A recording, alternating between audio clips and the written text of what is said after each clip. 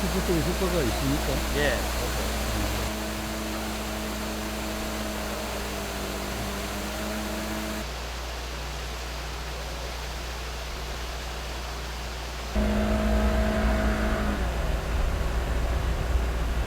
방법도 여러 가지 보고 있는 중에 이거를 해가지고 한 8개, 색강에 한 2개, 여기 우심 지역에 6개들 놓고 한 편에 보고 있는 중에. 이걸 생각 보세요. 이게 이 전체 요 깔랑 요 가지고 되겠어요? 이 시범 사업 하는 거라니까요. 이걸 수긍이- 본격적으로 하는 건 그래서 아니고. 수긍이 그래 돈이 많아요, 그래? 이건 아니고. 아니 인력이 남아 돌아요? 예. 아, 새우깡 이런 거 하려고 나와가지고 대당 가격은 한 이거- 대당 100만 원 답니다. 100만 원 정도. 100만 원이 뭐든 뭐 적은 돈이 아니, 그러니까 이제 기름값 시범 사업을 붙이고. 해가지고 이게 과연 효과가 있는지 이제 보는 중이기 때문에 아니 그렇게 이것을 판단하셔야지. 이래 해가지고 딱 봐야 효과가 있고 없고 알겠어요? 이제 처음 하는 게 얼마 안 됐습니다. 5월달에 설치해가지고 이제 겨우 한 달 넘게 설치하는데 뭐 아직도 아니 그거 이제- 그래도 하기야 뭐 답답하니까 뭐 이거라도 해보지만은 아 이쁘게 열심히 지금 해가지고 이제 그러니까 효과를 보고 이걸 본다 네. 그러면은 수긍이 지금 일력이 남아도 가는 것 같아. 좀 잘라내야 될 것 같아. 조정해야 될 것 같아. 그지? 효과 있습니다. 보시고 교수님 한번 보십시오. 저희들도 뭐 보고 이제 아이고 좀 괜찮네 이렇게 생각하고 있는데 괜찮긴 뭐 괜찮아. 아닙니다. 여기가 제일 심한 지이기 때문에 효과가 있습니다. 음바름 해주가 다른 데는 다 괜찮은 모양인데 뭐. 여기 어떻게 저거가지고 효과가 있겠어요? 예? 특히 뭐 우심 지역이니까 교수님, 우리는 실제로 이제 운영을 하다 보니까 효과를 이제 있다고, 효과가 있다고 이렇게 생각합니다. 배 그 석구류, 거기에 이제 이게 화우통이 들고 안 건드리나 석탄물이랑 안 건드 살아요. 아니, 참나 이해 못하겠다. 하여간 참 대책이 없는데 이거라도 해야 효과를 가시적인 어떤 보여주기 행정도 되고 하니까 어쩔 수 없이 이걸 할 수밖에 없다는 걸 알아요. 응? 아닙니다. 저희들이 다양한 방법을 이게 참 여러 가지 방법 중에 하나입니다 이게. 제가 자꾸 그러시게 하면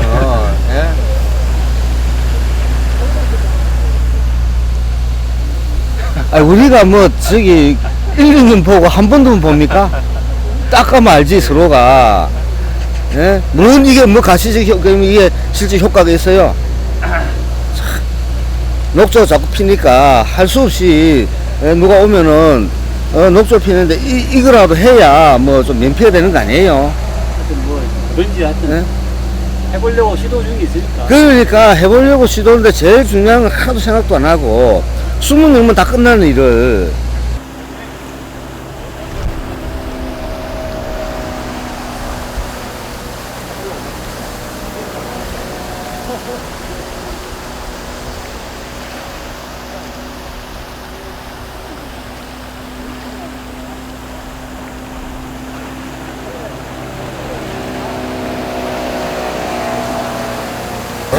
관측 100% 되는 거 아니에요? 그래, 교수님, 그거는 저희들이 이제 관측을 하고 있고, 뭐 어디가 뭐 하고 있어요? 육안으로 보실 때, 아니 관측 육안으로 뭘 하고 있어요? 교수님, 육안으로 보실 때, 지금 아니 관측하고 효과가 있습니다. 있다며 예, 예. 뭘 하고 있어 봅시다. 어딘가요? 여기 보내라 그래서 그거는 말씀하신 그 부분은 저희들이 계속 관측해서 나중에 뭘 관측하고 있어요? 결과를 또좀 아니 뭘 관측하고 있어요?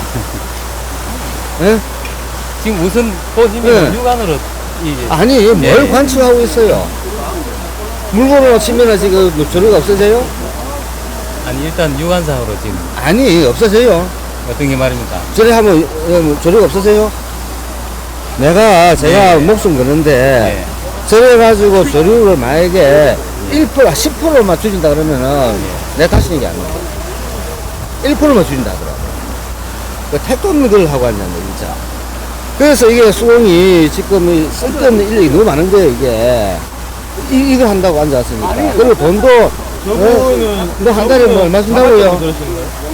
예? 전화를 해도 전화 안 받아요 지금. 저분한테요? 한 달에 150만 원 드리고 여기 쓰고 나갔다 우리한테 주고서 다 주세요 줄게. 동네 분이신데 일단 저희들은 효과가 있다고. 안내를 드려야 돼요. 주변조리도 안 하시고. 말씀하신 그런 객관적인 데이터들은 앞으로 알았어. 예, 들어가실 때 드리도록 그렇게 하겠습니다. 얘기하셔야 돼요. 여기 국민들한테 그렇게 말씀하십시오. 알겠습니다. 너 이야기를 진짜 지금도 자꾸 그러면 그만하라고 해도 자꾸 얘기 그만하세요. 다 그렇게 입만 열면 그래 거짓말 하던데 사장님 안 듣긴다. 전화해라 전화. 안 네. 전화 될것 같으면 뭐 이게 진작에 아니 최수를 해야 되는데 자꾸 그러니까 최수를 못 하잖아. 사장님.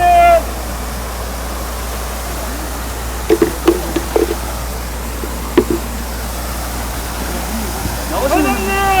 거기나 물어보세요. 사장님! 그냥 그냥 오지 말겠어요. 근데 오셨길래 어떻게 오셨나요, 처음에? 아니 본사에서 연락 받고 아, 여기도 나가라고? 다 협조할 것들은 협조해 드려라. 그래서 이제 또 오늘 또 가시면 또 브리핑까지 요청하셨잖아요. 그거는 하고도, 저희도 하고 또 소속입니다. 하고도 소속이세요? 그래서 여기까지 여기까지 오신 왔어요. 거예요? 여기까지 우리가 커버를 하고 있습니다. 그러니까 이것도 저희도 그러면 6시 하고도 20분 왔어요. 소속에서 설치하신 거예요? 하고도 또 이제 사업단에서 합천보까지를 저희들이 영역입니다. 사업단에서? 하고 또 부산에서까지. 그래서 저희들이 그렇게 이제 와서 여기에부터는 이제 우리 대구 경북 지역 본부에서 하고 이게 녹조 라떼가 돼도 효과가 있을까요? 그 부분은 현재 지금 상황에서는 제가 자꾸 이야기하지만은 환경처리 요청해서 급하게 설치를 해가지고 지금 위에 가보시면 비상발전기 이게 삐들러 놨습니다. 아무것도 없습니다 위에. 그래서 급하게 설치해가지고 이게 지금 예, 급하게 설치해서 되게 위험해 보여요, 그래서 지금 그나마 일단 줄을 내놓고 이게 돌면은 이게 수압이 좀 밀려갑니다, 그죠? 밀려가고 어쨌든 또 되게 한 위험해 번씩 보여요. 걸리기도 하고 기관차가 그래서 있겠죠. 안전해 보이는 사람도 있고 예. 그럴 텐데. 여기는 올해 처음 설치한 거예요? 작년 5월? 아 여기가 처음이에요. 여기가 처음이에요? 여기가 전체 8개가 있는데 네. 색강에 2개, 여기 6개. 그래가지고 난리다.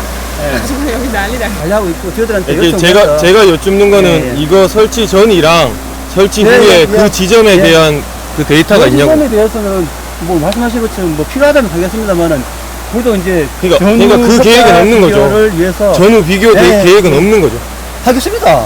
하면 되죠. 아니, 저한테 하겠습니다 네, 할 필요 없고요. 그러니까 제가 뭐 힘 있는 사람도 아니고요. 그러니까 제가 여쭙는 거는 현재 마련된 계획 중에 네. 설치 전후 데이터 있습니다. 비교하실 여기 계획이 있으신 거예요? 계획이 있습니다. 아까도 우리 담당자가 말씀했다시피 근데 여기 지금 이런 상태에서 분명히 뭐 아까 그 주변에 있는 것처럼 왔다라고 말씀하시는 그 부분하고 이 부분하고 비교는 안 되잖아요, 그죠? 예. 그러니까 여기 하게 되면은 이 주변은 어떻게 계측을 효과가 할 수 한 있는 거예요? 10m에서 한 20m 사이밖에 없고 아유 거 진짜 왜 이래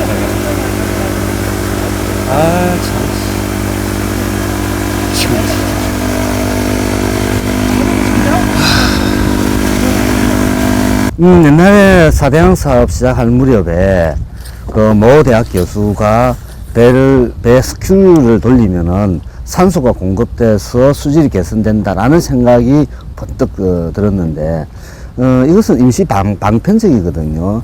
지금 오히려 산소를 공급해서 녹조한테 유리할지 불리할지도 지금 잘 모르겠어요. 그 학술적으로. 그러니까 지금과 같이 스크류를 돌려가지고 수질 녹조를 개선한다는 것은 말 그대로 수안공사가 어쩔 수 없이 하는, 다시 해서 이거라도 하고 있다라는 것을 보여주기 위해서 하는 것 이상 이하도 아니다라고 평가하고 싶습니다.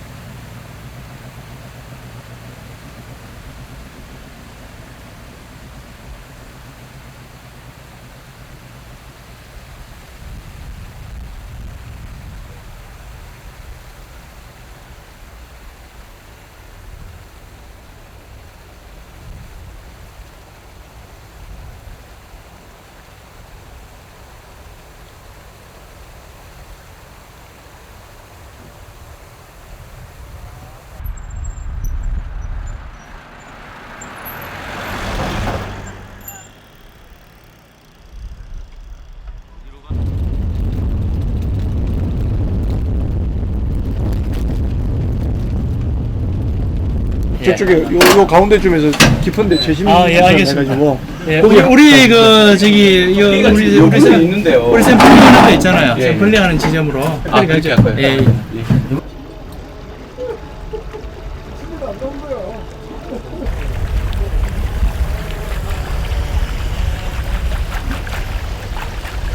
영호 영돈 선수의 지점입니다. 포인트 몇 개 하고 있습니까? 포인트가 이게 상중하 3개. 이게 예. 여기서 하는 걸로. 진짜 뭐 한번 저기 가보시죠. 여기까지 갔다가 약하지네. 여기가 거의 10m. 11m.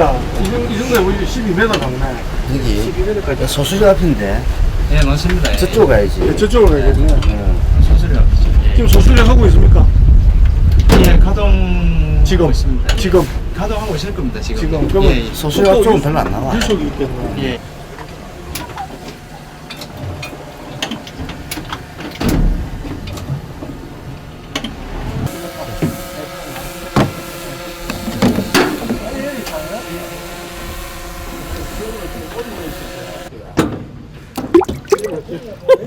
훨씬 낫죠?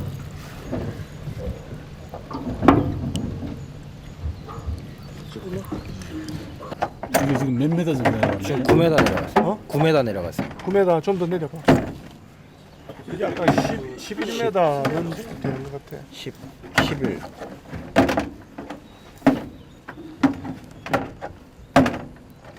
다 했습니다.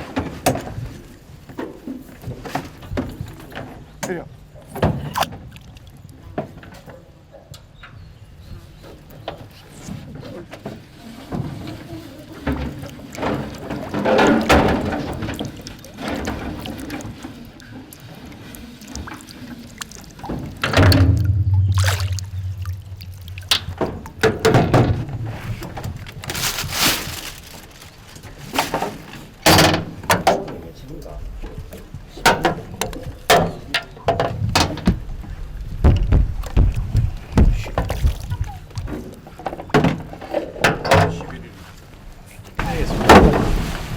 물수가 왜 그래?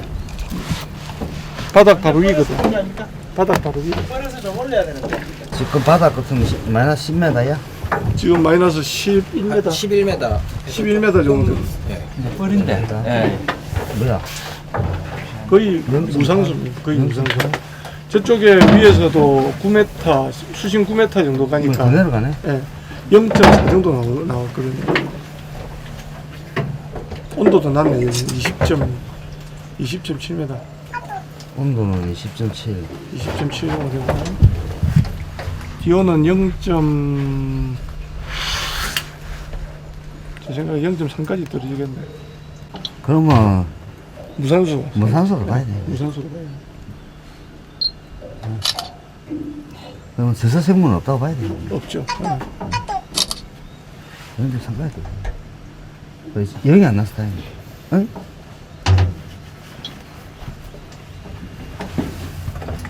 영점 1까지 떨어지겠는데.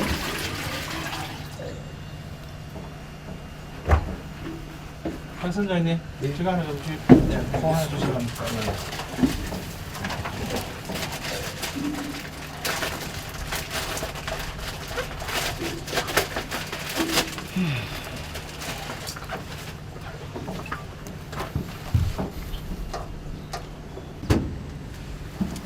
기록해라. 0.24. 아, 기록하실 거죠?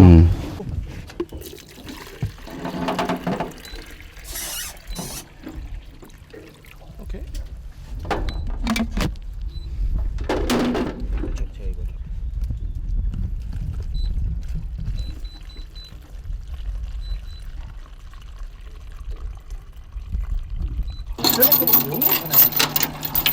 전에는 잘 찍었는데 그 수공이 지금 이게 볼을 만들어 놔가지고 진흙이 차가지고 안 올라가지고 클리커를 넘어졌다니까.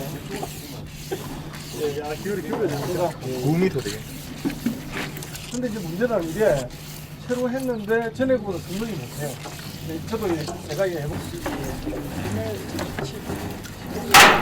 11m 나오고 11m 아까 9m부터 저러지. 9m부터. 안 돼. 아, 이번엔 뜬 것 같습니다.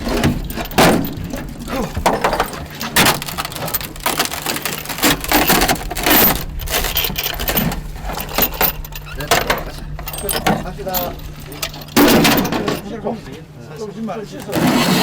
씻고 이제 분개 담고 저 밖에 사람도 보여주고 가.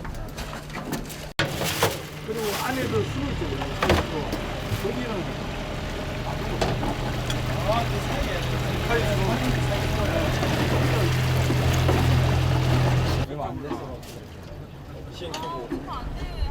가만 보고서 또 한번 해봐봐. 이게 좀 이것도 기계마다 좀 노하우가 있어야 될지도 몰라. 그래가지고 냄새 나는데.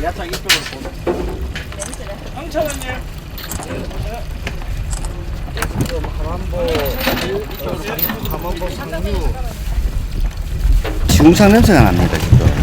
그리고 중요한 것은 이게 좀 안쪽으로 들어오면 이쪽 지역에는 이런 뻘 깊이가 1m 이상이 됩니다. 그러니까 가운데 같은 경우에는 유속이 좀 있기 때문에 뻘들이 상대적으로 그런 지금 온도 차가 수심이 한 11m쯤 되는데 표면하고 바닥하고 온도 차가 5도 정도 납니다. 그러니까 표면이 한 25.4, 저 바닥이 한 11m 지점에서 얼마야? 더 되네. 20.7도 정도, 20.6도. 그러니까 약 얼마나 한 5도 차이 나죠, 그죠? 그리고 영존산소는 한 4m 되는 데부터 영존산소가 한 5 정도, 5. 그리고 7m가 되니까 2.7로 떨어졌다가 9m가 되니까 산소가 없어요. 9m부터 11m까지는 아예 산소가 없는 층입니다. 그리고 거기서도 하나 봤는데 비슷해요. 샘플 실을 나오다가 한 번 더 한 거거든요. 그래서 결국은 이런 지금 이제 보상류 지역에 대부분의 지역에서는 저서생물은 살 수 없는 공간이다 라는 것을 확인을 할 수가 있을 것 같습니다. 채취한 구역이에 보에서 상류로 몇 미터 정도 됩니까? 거기서 상류 한 500m? 500m 되네요. 몇 개 지점했는데? 우리가 용존산소는 한 군데, 그 다음에 저질토는 두 군데. 근데 이게 이전에도 했다 아닙니까? 채취해가지고 예를 들면 작년이라든지 이전과 비교해보면 어떻습니까? 이 분석하면 돈이 많이 들어가지고 라프하기 같아요. 수공은 돈이 많으니까 열심히 잘하겠지만 그래서 머리 좀 아파요. 그리고 이게 좀 밖에 있으면 좀 미안했는데 안에서 쑥 노가다거든요 이거 할 때. 근데 밖에서 보시는 분들은 지겹지만 안에 있는 사람들은 완전히 노가다예요. 예정해 주시면 좋겠습니다. 우리 안 지겨웠습니다. 이전과 비교해보면 근데 요즘 느낌상으로 그럼 수치는 낮더라도 느낌상으로 어떻습니까? 이전과 비교하면 일단 녹조라든지 그다음에 이 저질토 이런 거 보면은 물에 흐름이 있다 그러면 이런 게 있으면 안 되거든요. 작년에 여기 있은가 했을 때는 소수력 쪽에서는 좀 없었어요. 근데 이번에 이거는 소수력 앞쪽에 가까웠거든요. 근데 그렇다 그러면은 이게 작년에 가물어서 숨을 발전을 못했다는 어떤 증거도 될 것 같고.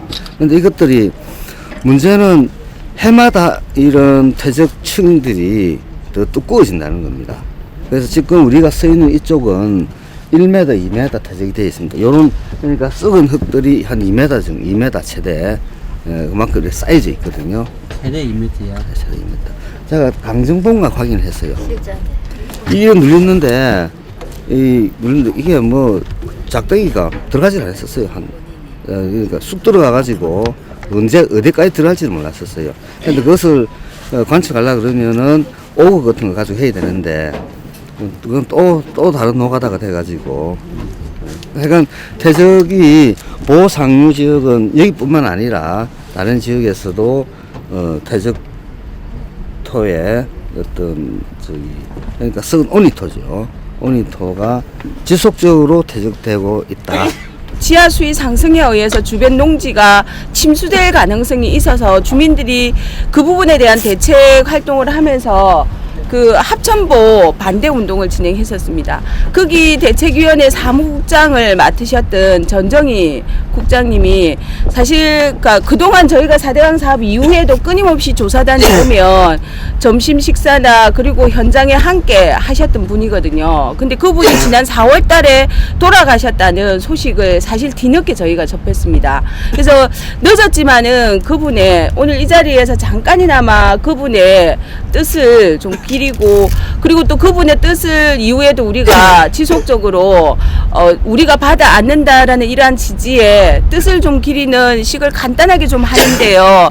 먼저 조사단의 단장님, 그 다음에 박창근 교수님하고 그 다음에 오늘 함안보 피해대책위원회의 조영기 대표님 오늘 두 분 함께 참석하시는데요.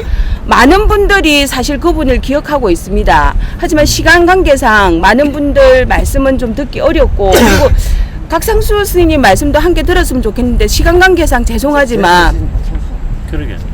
그러면 저 단장님께서 양보하셨으니까 곽상수 선생님하고 그리고 그 조영기 대표님 두 분의 좀 말씀을 좀 듣고 좀 마지막에 묵념하고 오늘 이 자리를 떠나도록 하겠습니다. 이 합천보 바로 위에요. 그 전정희 국장님 계셨던 이제 율지라는 곳이 있고, 그 해천이라는 강을 건너서 이제 고령 우곡이 저희들 사는 곳입니다. 문제는 먼저 이제 합천에서 이렇게 뭐 대책위 활동을 하고 보반대 운동을 하면서 문제가 있다라고 이야기를 했고요. 뒤늦게 이제 저희들이 고령 쪽에서도 이제 문제가 있다라고 이렇게 알게 됐습니다. 그리고 이 합천보 담수가 2011년도 10월 26일 날 첫 담수를 시작했어요. 일주일 만에 10.5m까지 이렇게 담수를 했고요. 바로 그해 11월 초에 비가 좀 내렸는데 그때부터 실질적으로 우리 연리들 같은 경우는 이제 들 전체가 이렇게 물 빠짐이라든지 이렇게 엉망으로 돼버렸고요. 올해가 벌써 이제 5년째입니다. 5년째는 이제 그때 이제 교수님들이 5년 지나면은 이제 실질적인 이제 습지화가 된다라고 이야기했는데 우리가 아는 습지화가 물이 있는 게 아니고요. 실질적인 농사 짓는 기반이 무너지는 거였는데 올해 이제 저희들 이제 5년 만에 이제 수박 농사는 거의 이제 다 이제 거의 끝났다고 이렇게 봅니다.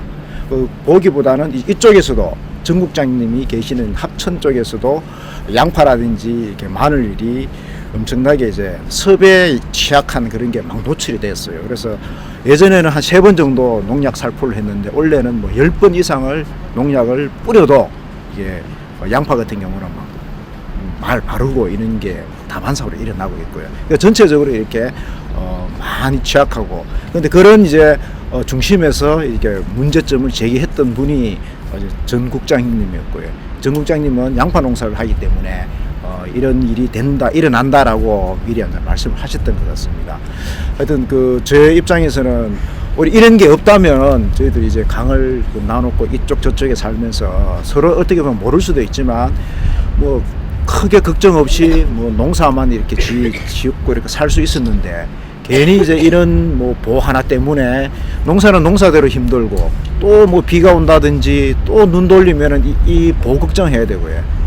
하여튼 뭐 어떻게 되든 간에 이제 차후에 이런 보가 없어지도록 그리고 해체되도록 그렇게 저희들이 뭐 노력해야 되고 이제는 이제 농민들이 실질적인 이제 살기 힘든다 하는 거는 드러났잖아, 그죠? 그래서 뭔가 이렇게 저희들이 고민했던 것을 이제 밖으로 어떻게 되든 간에 좀 행동이나 내용적으로 드러내야 되는데 그게 어떻게 해야 되는지 좀 뭐 갑갑하기도 하고 그렇습니다. 제가 전정희 국장을 만났을 때 전체적인 소감은 이 사람은 전형적인 농사꾼이다 라는 생각을 했습니다. 그래서 이제 박재인 교수님이 주신 자료를 기반해서 그분과 처음 얘기를 나눌 때 뭐요? 그럼 어쩌면 되는데 였습니다. 그분의 생각과 우리의 생각대로 되지는 않았지만 이후로라도 빠른 시간 내에 그분들이 농사 지을 수 있게끔 그 다음에 그 주민들과 그 대대손손이 이 농지를 이용해서 농사를 지을 수 있게끔 하는 날이 빨리 왔으면 좋겠다라는 생각입니다. 이 걱정들을 없애기 위해서는 우리의 노력들이 무엇보다도 중요하지 않을까라는 다짐을 다시 한번 이 자리 빌어서 해봅니다. 고맙습니다. 어쨌든 그분은 이 합천부가 무너지고 다시 낙동강이 흐르고 그러면 농민들도 과거처럼 행복하게 농사를 지으면서 살 수 있을 것이다라는 그러한 희망을 가지고 저희와 함께 해오셨던 분입니다.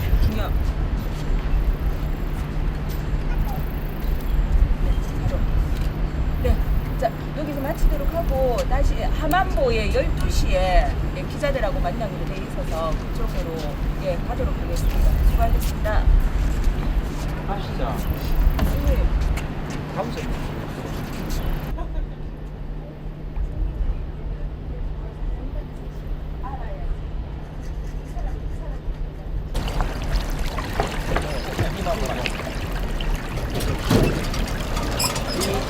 손도 오래되면은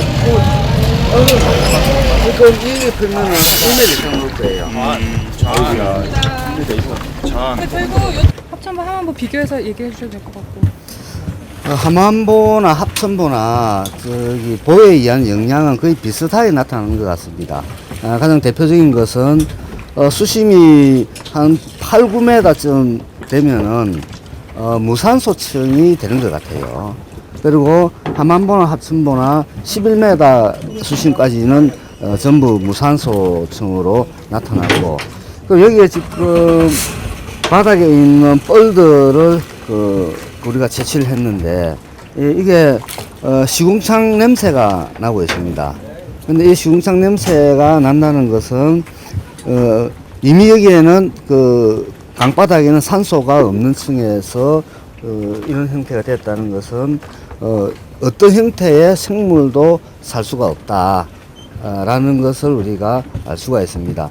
또 중요한 것은 지금 어민들 얘기로는 어획량이 예전에 비해서 사대양 사업 전에 비해서 10% 정도밖에 되지 않는다 그러는데, 현재 그 보에 의해서 이 강바닥은 전부 이런 그 시궁창 냄새가 나는 오니들로 코팅이 되어 있다고 볼 수가 있습니다. 그러니까 물고기들의 먹이가 될 수 있는 그 생물체들이 없다 보니까 결국은 물고기가 먹이가 없었어도 더 못 사는 그런 형태가 됐다고 볼 수가 있습니다. 더 중요한 것은 물고기도 살 수 없는 이런 공간이 됐는데 이 물을 1300만 명 우리 국민들이 식수로 사용하고 있다는데 문제의 심각성이 있습니다. 참고로 예를 들면은 사대양 사업을 하기 전에 낙동강 하구원 같은 경우에 이런 어떤 뻘들이 쌓이니까 부영양화되고 계속 그 수질이 악화되고 사회적 문제가 생기니까 약 15억 원 정도 예산으로 준설을 계속하고 있습니다. 서울의 한강 역시 신곡보에 의해서 흐름이 차단이 되는데, 거기에 서울 같은 경우에는 넓다 보니까 약 연간 50억 원 정도의 예산으로 이런 썩은 오염층들을 걷어내는 작업을 하고 있거든요. 지금과 같은 상황에서 이것을 계속 그대로 둔다면은 아마도 몇 년 내에 옛날에 낙동강 학원이라든지 낙동강 학원이 1987년도인가 그때 완공이 됐는데 그 이후에 기사를 검색해 보시면 알 겁니다. 엄청난 사회적 문제가 됐거든요.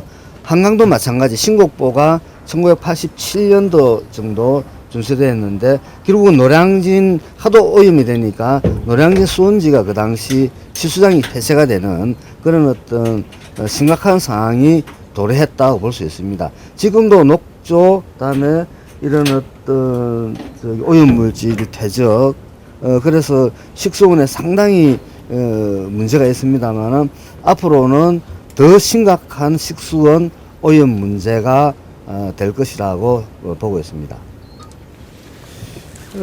또 한 가지 또 말씀드릴 수 있는 거는 이 온도 차이에 의한 성층화 가속화인데요. 지금 현재 온도를 측정하면 표층 같은 경우에 약 한 27도 그 정도 나옵니다. 지금 시간이 더 지나서 오후로 가면은 28도, 9도까지는 올라갈 것 같아 보이는데 지금 수심 10m 정도 되는 지점에서의 온도는 19.8도 뭐 그 정도 나오고 있습니다.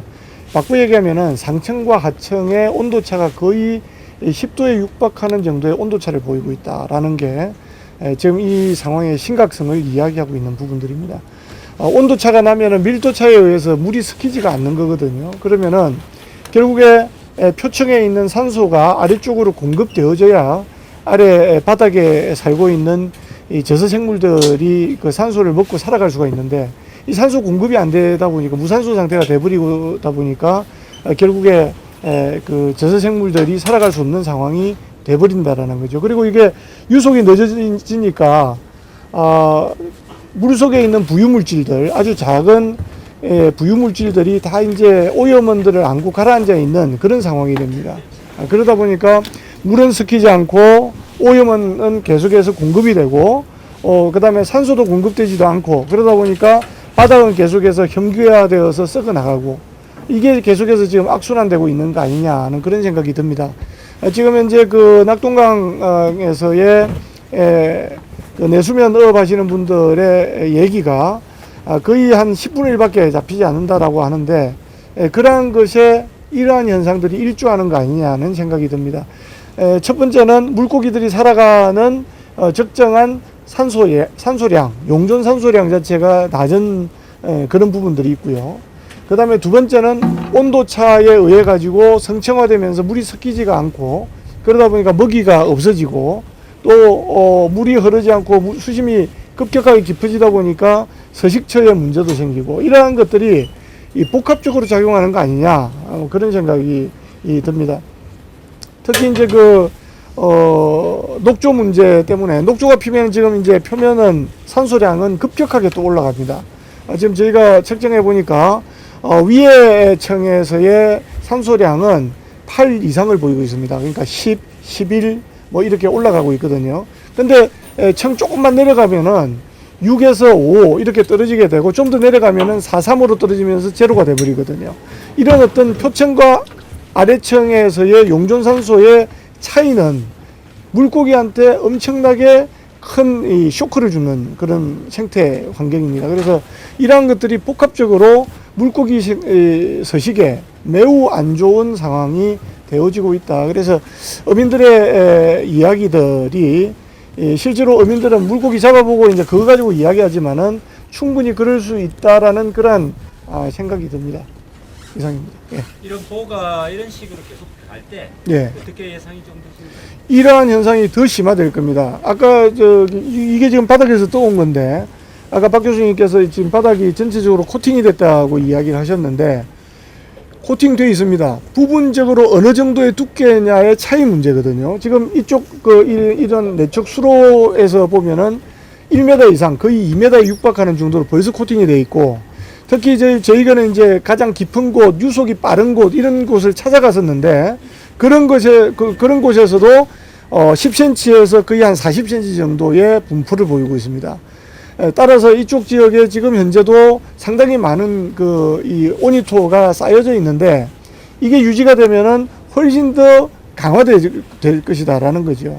그러면은 이 지금 바닥에 오니토의 두께가 훨씬 더 두꺼워져서 정말 이 자체도 우리가 나중에 복원할 때에 처리하기 힘든 폐기물로 처리해야 되는 그런 상황이 될 수도 있습니다. 그래서 어쨌든 이러한 부분들을 급격하게 좀 그나마 조금 이렇게 비상사태로서 해결할 수 있는 방안은 결국에 보호 수문을 열어서 수위를 낮추는 문제입니다. 유량은 뭐 흐르는 유량이기 때문에 동일하지만은 수위를 낮추게 되면은 지금보다 제가 그냥 러프하게 계산을 해보더라도 유속이 지금보다 거의 한 2배에서 3배 정도 빨라지게 됩니다.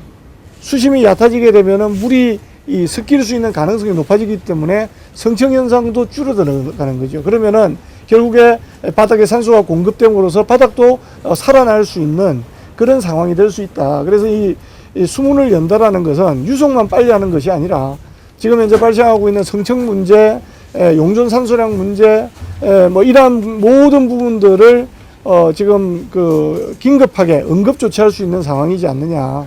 저는 그렇게 생각을 합니다.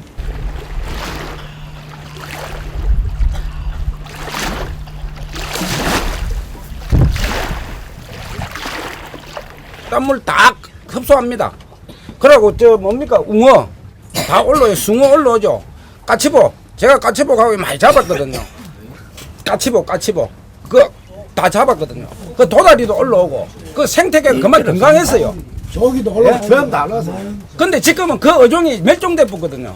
생물도 다 멸종돼버고. 아닙니다. 지금 뭐가 있냐면요 미꾸라지 있고 예. 내가 깜짝 놀라 미꾸라지가 한 이만합니다. 미꾸라지 있고 우리 다스리 이렇게 하면 맞겠지 표지 말라고. 우리는 막 뭐라 합니까 거기 있어요. 거기 좀 위에 있는 것은 위에 있는 것 좀 누르지만 우리 새카매요.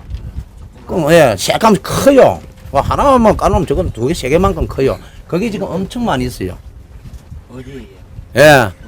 돌에 꽉 붙어 있어요. 여기 있습니다. 여기 있는데. 이거 지금 돌 손바닥 떠보면 있을 겁니다.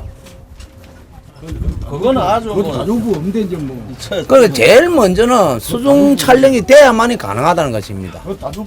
그래 밑에서부터 해갖고 올라가야만이 답이 나 위에서 해가 내려오서는 안 된다는 것입니다. 그 위에 어디 가두리 해갖고 가두리 해가 캐운다는 말도 있더라고 수상 공사하는데 그거 해봐야 소용이 없다는 것입니다. 환경이 지금 완전히 지금 엉망진창 되어버린 상태거든요. 아니 장어를 보면 아는데 장어가 이 서시계로 여느 매출 올라옵니다. 봄철때 웅어, 숭어 올라와가지고 찬바람이 불면 이 또 바다로 빠지거든요. 그때 보면 옛날에는 저희들이 뱀장어 잡을 때 대나무로 해가 갈기로 잡는데 뻘 속에 이래 묻혀가지고 내려가면서 중간중간 쉬어갑니다. 근데 지금은 뻘이 썩었기 때문에 론스톱으로 바로 가버려요. 머물질 않고. 그러니까 또 올라갈 수도 없어. 옛날에는 참 대구까지 올라가거든요. 장어가 올라가는데 지금은 그까지 가도 못하고 딱 보가에서 막혀가지고 찬바람 딱 불기도 전에 다 빠져버리 바다로. 일순간에 빠져버리. 그러니까 새끼 노로 갈찌게 한번 이제 민물을 묻고 내려가거든요. 장어가.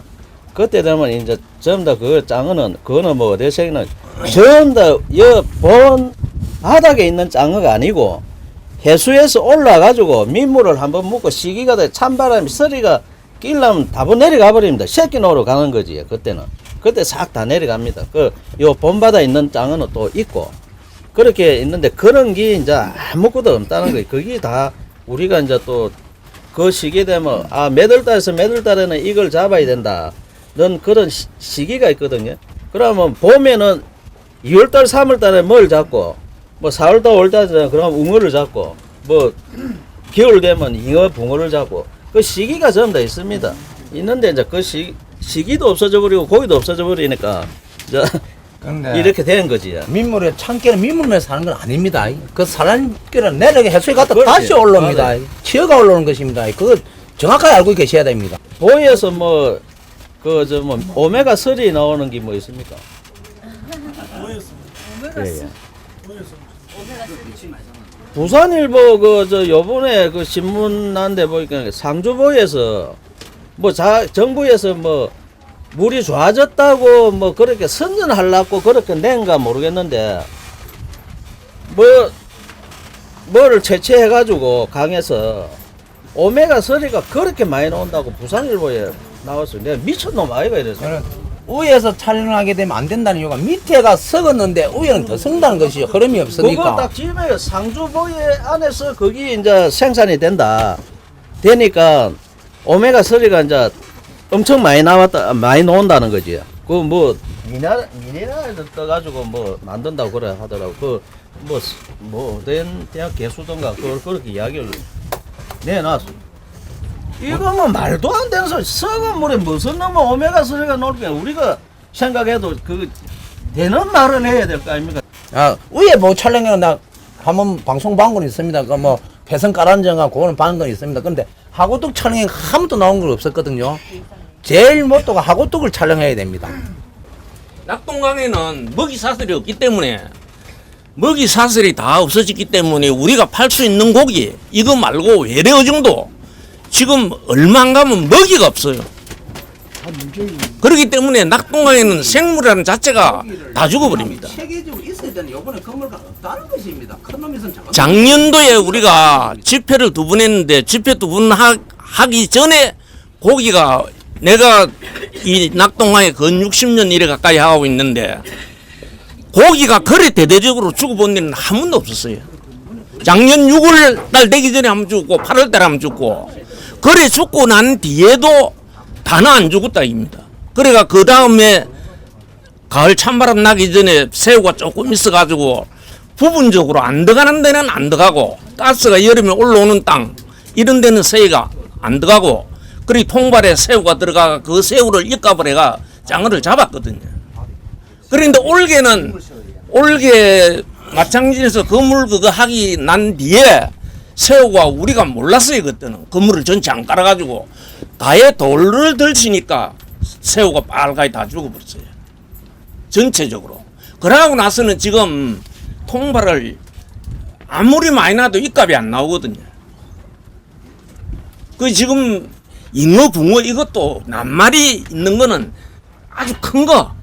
원래 새끼여가지고 요만한 거 였는다 아닙니까? 요만한 거 여면은 그 이듬해 1년 돼가 요 손가락 한 2마디, 3마디 요런 식으로 크는 게 우리 눈에는 보이게 건물을 떠보면 작은 거는 우리도 팔아먹을 데 없으니까 여주고 큰 거만 가고 했는데 지금은 아예 작은 게 없어요. 그러고 강 전체에 먹이 사슬이 없으니까 옛날에는 개쩌렁이 인기 많아가지고 개쩌렁이 이게 먹이 밥을 자기들이 어찌 뜨는 거는 모르지만 강에 밝게 밤에 개쩌렁이가 떴어요.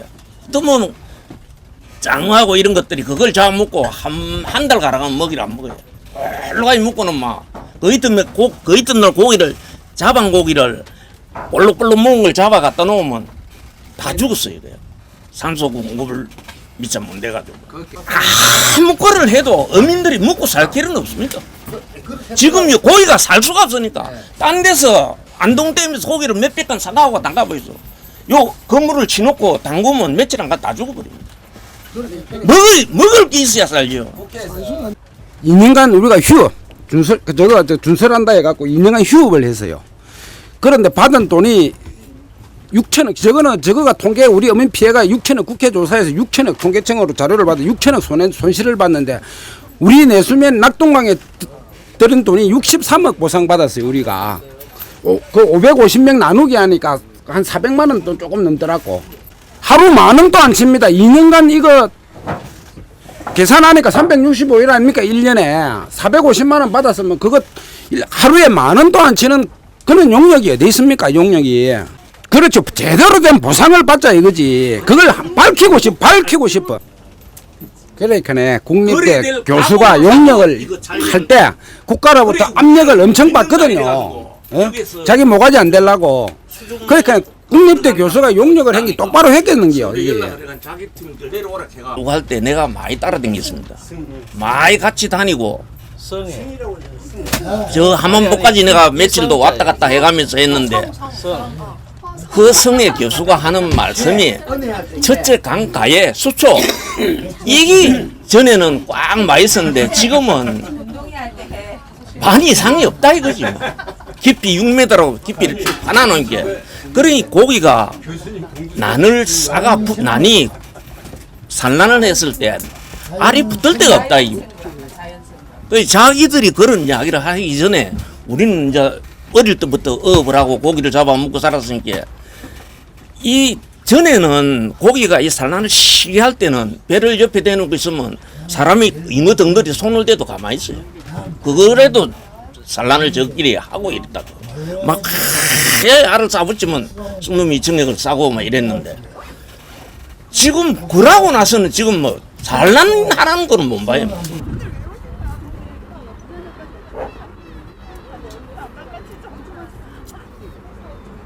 오늘 휴일임에도 불구하고 오늘 날도 상당히 덥고 고생 많으셨을 생각합니다. 오늘 여러분들이 조사 수고에 다시 한번 인사 말씀드리고요. 저희들이 충분하게 설명을 드리고 다음 질문을 받도록 하겠습니다. 오늘 대단히 고생 많으셨습니다. 감사합니다. 저희는 낙동강 통합물관리센터는 낙동강의 전체적인 통합 운영하고 시설 관리를 하고 있습니다.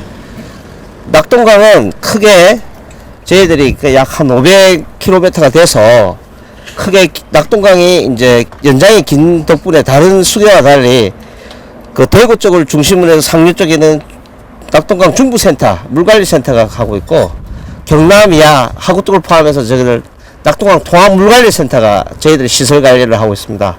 지역에 있는 저희들 그 자안 쪽 하류에 녹산공단, 그 자안 쪽에 있는 장림 심평공단의 어떤 저 지역 개발이라든지 그리고 녹산공단이라든 주변 지역 개발에도 주 목적이 있습니다. 디자인 컨셉이 그 호수 강 하구에 있어서 요 지역에 있는 노랑물이 저세를 형상으로 해서 여기서는 안 보이지만은 저쪽에 우아에 보면은 요 노란색 부분이 이제 노란색 그 노랑물이 저세를 형성했던 부분입니다. 요 부분은 사대강에 이제 요새 최근에 이상 기후 현상으로 인해서 홍수량이 증대되었고 이래서 이게 홍수 방어 능력으로 취수 능력 시설로 해서 저희들이 설치를 했습니다. 항상 보는 저희들 고정보 원리원이라 하지 않습니까? 그에서 항상 20cm에서 15cm 이렇게 정도 오버플로를 하는 게 원칙으로 저희들이 관리 평상시 운영으로 잡고 있고요. 홍수 때는 말 그대로 어느 정도 극한 홍수가 오면은 문을 다 열어서 자연 상태로 만드는 게 저희들 그 목적입니다. 이 근거는 보호 관리 규정이라 가지고 국토부 훈령에 있습니다. 하한수위라고 별도로 잡은 이유는 뭐냐면은 주요 취수 시설에 대해서 요 이상 빠지면 취수 제약에 걸린다 해서 저희들이 하한수위에서 요 이상 내주면 안 된다는 수위를 저희들이 표시를 한 거고요. 저희들 어도수위 이하는 안 내리려고 합니다. 자연상태 제일 좋죠. 예, 그걸 맞습니다. 예. 자연상태 유지하자 해놨잖아요. 예. 자연상태 센터를. 예. 그러면 뭐 필요 없이 운영할 때 이거 하려고 그러면은 수문을 점진 개방해가지고 일어나면 이 상태가 되는 거잖아요. 아니 잘해놓고 맞네. 왜 여기 안 해요? 수공 답 해놨네. 답을 진짜 명답을 해놓고 아니 저희들 답은 명답인데 홍수 때 이렇게 한다는 이런 거는 완전히 학원 쪽에 그 수중 촬영을 할 수 있을까 물어보는데 수중 촬영 우리가 하면은 허락해 줄 수 있을까요? 어떤 목적으로 하시는지 아니 저기 뭐 학원 보호 상태가 어떤지 한번 보려고 하는 거죠. 잘 운영되고 있는가? 교수님은 우리 보호 수중조사 전문가로 알고 있는데 학원까지 할 줄은 몰랐습니다. 근데 학원은 저희들이 그 30년 된 시설물이고 저희를 잘 관리하고 있습니다. 그러니까 우리가 교수님께서 이렇게 하기까지 하신다고. 우리가 한번 해보려고. 그거는 저기 누가 저기 본사에서 결정해야 됩니까? 차교육 본부장이 결정해야 됩니까? 아니고요. 그러면요. 저희들이 아까 말씀드린 이건 꼭 사용거리라서 모든 관리권은 저희들은 아니 그거 와서 수중 촬영하는데 뭘 그게 뭐 그게요? 교수님께서 이제 잘 써주신다 모를까 맨날 안 좋은 소식만 해주신다. 저희들이 뭐 의장이 파리 같은 목소리인데 잘 써드릴게요. 저 국토부하고 저희들 본사하고 이야기가 돼야 되는 겁니다. 이렇게. 왜냐면은 그러면은 우리가 공문을 조만간에 낼 테니까 국토부 협의해 주세요. 이승혜가 그럼 결정해요? 예? 부산청장이 결정해요? 그거는 제가 여기서 노코멘트 하면 안 되겠습니다. 왜냐하면 제 뭐 일부 실무자가 그걸 이야기할 수가 없는 부분이죠. 그럼 제가 이승혜랑 직접 딜을 할까요? 그래 해주시든지. 이 수문을 열게 될 때는 이때는 유속이 굉장히 빠른 상태고 이 상태만 하더라도 유속이 되게 빠르기 때문에 아래쪽하고 위쪽하고 어류가 움직이는 데는 굉장히 어려움이 많습니다. 그래서 이제 수자원공사가 처음에 이 하구뚝을 만들 때 우안 쪽에 그 어도를 만들어 놓은 게 있습니다. 어도를 만들어 놓은 게 있었는데 그 규모나 형식이나 뭐 이런 것들을 볼 때 실제로 회유성 어류들이 돌아갈 수 있는, 움직일 수 있는 데에 굉장히 제약이 많고 효과가 뭐 전무하다고 하기는 어렵지만은 상당히 떨어진다. 그래서 이러한 부분들이 문제가 생겼고, 그 다음에 두 번째 문제는 이렇게 연다고 하지만은 그럼에도 불구하고 이 낙동강 하구뚝에 의해 가지고 물이 정체가 되다 보니까 위쪽에서의 그 하저에 여러 가지 생태나 여러 가지 이 하상 저질이 굉장히 오염이 되는 그런 문제가 생겼습니다. 아까 위에서 함안보 합천보에서도 저질토를 샘플링을 해가지고 떠서 보면은 이게 그 혐기 소화가 되다 보니까 아주 썩은 냄새가 나게 되는데 이쪽도 마찬가지입니다. 그래서 지금 이쪽도 그렇고 우한수로도 마찬가지입니다. 이쪽이 우한수로인데 우한수로 쪽도 지금 상당히 지금 오염이 많이 되어 있습니다. 이렇게 되어 있는 이유는 결국에 흐르는 물이 흐르지 못하는 것 때문에 발생하고 있다는 거죠. 특히 이제 이 하상에서의 움직임이 적극적으로 발생하는 기간은 대부분이 풍수기 때문이다. 그때에 홍수가 왔을 때에 그때 상당히 많은 것들이 움직이는 부분들이 있는데 부유사 같은 경우는 이게 누적돼 가지고 계속 쌓이다가 홍수기가 되면 어느 정도 좀 해소되는 그런 부분들도 있긴 있는데 이런 것들이 누적되고 하면은 아래에 이제 저서생물이 자라는데도 어렵고 기수역이 형성되는 것도 어려운 부분이 있는 거죠. 그러다 보니까 이쪽 위쪽은 아예 담수역이 되버리고 아래쪽은 그나마 조금 정도 기수역이 남아 있는 정도가 된다라는 겁니다. 그래서 하구뚝 개방이라는 것은 지금 현재 여기서 사용하고 있는 그 용수 같은 경우에는 지금 그 위에 요 대저 쪽에 공업용 지수탑이 있었는데 이제 이거는 올려 보낼 거고요. 그 위로 올라가게 되면은 가장 가까이 있는 것이 대동수문입니다. 대저수문에서 농업용수로 공급되는 게 있고 그 바로 위에 있는 거가 물금치수장입니다. 그러니까 대저에서 수문을 열어서 이쪽으로 선악동강 쪽으로 물을 공급하게 되는 거죠. 거기까지의 거리가 약 한 15km에서 18km 뭐 그 정도 됩니다. 그래서 그 사이에 지수 시설이 없으니 거기까지라도 일단은 기수대를 좀 확장시켜 주는 것이 어떻겠냐라는 게 이제 옛날부터 제가 주장해 왔던 거고 부산시에서는 뭐 오케이 그것도 좋지만 더 확장도 가능하다라고 얘기하는 것은 부산시 입장입니다. 근데 이제 뭐 저 입장에서는 그런 부분에 있어서 대저수문을 통해 가지고 농업용수 공급되는 부분들은 우리가 차근차근 한 번 더 살펴봐야 된다. 살펴보면서 운영룰이라든지 시나리오라든지 이런 것들을 좀 더 상세하게 좀 가져가는 것이 좋겠다라는 게 이제 제 생각인 거죠. 그래서 만약에 그렇게 된다면은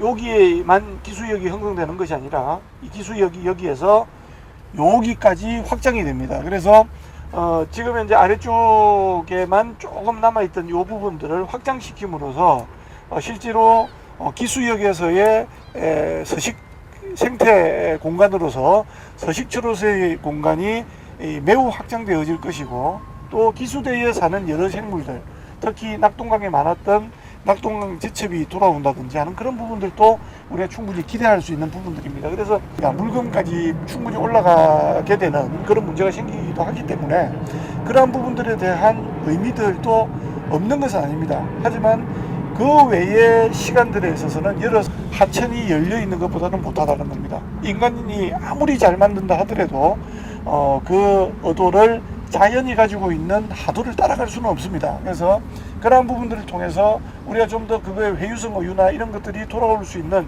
여러 가지 길들을 마련해 준다면은 이 지역이 굉장히 생태적으로 중요한 생태 복원의 아주 중요한 키워드가 세계적인 키워드가 되지 않겠냐. 앞으로 좀 수공에서도 좀 적극적으로 이런 부분에 대해서는 좀 지원도 하시고 적극 참여하셔서 이야기를 많이 나눴으면 좋겠습니다. 안 그래도 우리 저 차장님은 회의할 때마다 많이 오셔가지고 얘기를 많이 하십니다. 근데 안 된다는 얘기 하지 말고 좀 경청도 하고 이런 식으로 하면 될 수도 있습니다. 얘기를 좀 적극적인 방향으로 좀 해주시면 매우 좋을 것 같습니다. 수공이 주도적으로 하느냐 아니면 끌려가느냐에 따라 가지고 하늘과 땅 차이예요. 그걸 보신다 그러면 이 부분을 고민해야 돼요. 특히 자문회의 할 때 저기 4대강 사업 찬성해가지고 있는 얇은 교수들 절대 불러가지 마세요. 예? 그것도 밀실에서 비공개로. 그래 해가지고는 수공이 더 이상 나아가기 어려울 겁니다. 그래서 이 문제도 적극 시민사회단체 부산시 서병수 시장이 바보 아니잖아요. 그 사람이 뭐 아무 바보 모르고 뭐 자기 남도 결정했을까요? 다 전문 다 벌었죠. 그 문재인 대표도 당연히 그래 했죠. 그렇다면은 수공이 선제적으로 나서야 돼요. 지금처럼 계속 수세로 그냥 와가지고 맨날 문 열면 안 된다 하다가 회의 쫓겨나고 이러면은 그건 안 된다고 봐요. 주민들이 여기 지하에 아니 그 지하가 아니라 저기 밑에 수중 촬영이나 이런 걸 하고 싶어 하시는데 그걸 못하게 한다라고 얘기를 하시더라고요. 원래 못하게 해서 못하는 건지 아니면 왜 밑에를 어민들이 볼 수 없는 건지. 여기에서 상류 7.5km 여기 부산시 강서 취수장이 있습니다. 부산시에서 취수에 가는 디지털이 있고 약 15km쯤 아까 말씀하셨던 대주수문을 통해서 선악동강 쪽으로 물 끌어들이는 그런 설비가 있고요. 그래서 거기 15km 정도 되고 그 위에 있는 양산 물금등 대규모 취수장이 25km에서 30km 사이에 있습니다. 그것이 총 11개소가 있습니다. 지금 취수장을 설비를 해놓은 현재 시설해 놓은 곳이 약 470만 톤을 취수 낙동강에서 할 수 있게끔 설비가 되어 있습니다. 그것이 부산시뿐만 아니라 부산, 울산, 김해, 양산, 나머지 연구 시설들까지 해서 총 11개소가 있고요. 지금 여기서 물을 먹는 총 수의 인구는 약 470만 명이 됩니다. 아까 얘기했듯이 과거에 이 하구뚝이 생긴 것은 가장 큰 원천적인 목적이 염해 피해 방지입니다. 대략 뭐 7일에서 10일 정도 있어 왔지만 어느 해에는 40일이 넘는 것이 취수 중단 사태가 있었습니다. 그래서 이것이 83년도서부터 87년도까지 이 대규모의 설비가 조성됐고 건설되었습니다. 지금도 마찬가지로 이 설비들의 수문을 하루에 대조기 소조기 평균을 내면 약 20시간 이상 항상 열려져 있습니다. 대조기 때는 수위가 높으니까 20시간 정도, 16시간 정도를 하고 평상시에는 20시간 이상 정도 열고 수위 조절하고 있습니다. 즉, 이 강 쪽에 있는 영양 염료를 하루 보내서 하고 있고요. 그래서 이 수문 옆쪽으로 해서 저희들이 이 유도 수문이라 해서 그걸 통해서 계속 담수를 흘려보내면서 고기도 유인하는 작업을 하고 있고요. 또 하나 지금 어민들이 말씀했던 그런 조사들에 대해서 한번 저희는 말씀을 드리면 이런 굉장히 중요한 설비를 다루고 있는 시설 운영권자입니다. 국가로부터 부산청으로 위임받은 업무를 저희들 위임 사무를 받았는데요. 예를 들면 이렇게 수중 조사를 혹시 하다가 저희 지하에 있는 설비들을 잘못해서 건드리거나 사고가 날 수가 있습니다. 이 근접해서는 모든 어로시설이나 이런 것을 할 수 없도록 되어 있습니다. 저희들 수차례 공문도 발송하고 협조를 구했지만 이 어구들이 현재도 설치해놓고 얼마 전에 저희들이 그 어구에 걸려서 우리 수질 측정하는 장비가 이 바닥으로 가라앉았습니다. 그래서 저희들이 119 구조대를 불렀습니다. 119 구조대가 불렀지만 워낙에 탁해서 그것이 못 잡고 있다가 다시 한번 저희들이 해서 두 번째 시도 만에 저희들 수질 측정 장비를 인양을 했습니다. 지금 보시는 이 상류 쪽에 여긴 지금 이제 강 쪽이고 바로 하루 쪽이 바다인데요.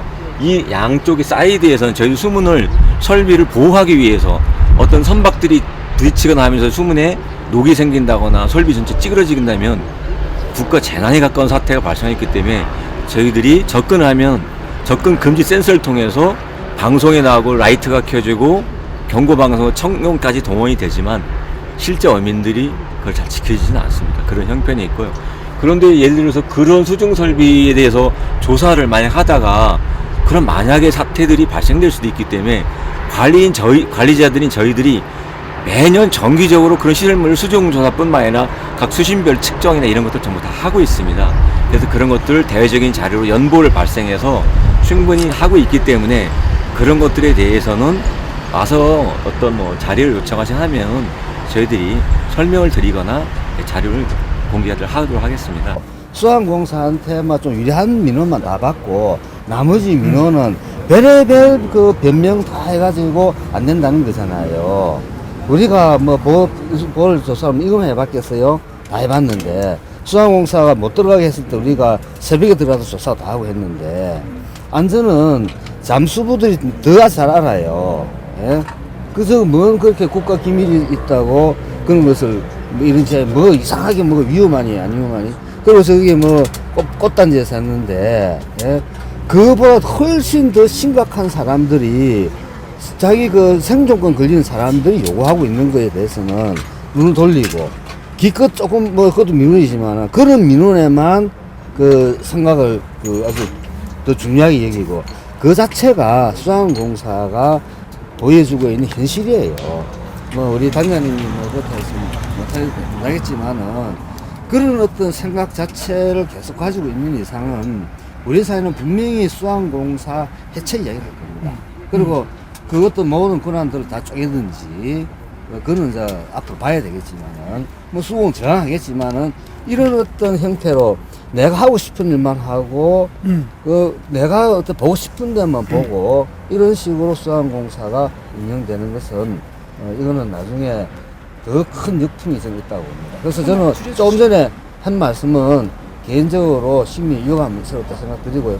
염도 문제는 그렇게 심각한 문제가 아니고 제가 생각하기에도 이제 염도 문제가 진짜 문제된다면 강변 여가수 같은 거 진짜 개발해서 쓸 수도 있다 보는데 그런 대책을 좀 광범위하게 잡아서 어민들 생존권을 위해서 좀 힘들 수 용의가 없으신지 같이 하면서 이런 문제들에서 같이 논의하고 저희들도 하여튼 적극적으로 우리 마음을 다 열고 서로 간에 그런 것들 없이 한번 할 수 있도록 같이 계속 좀 하고 있습니다.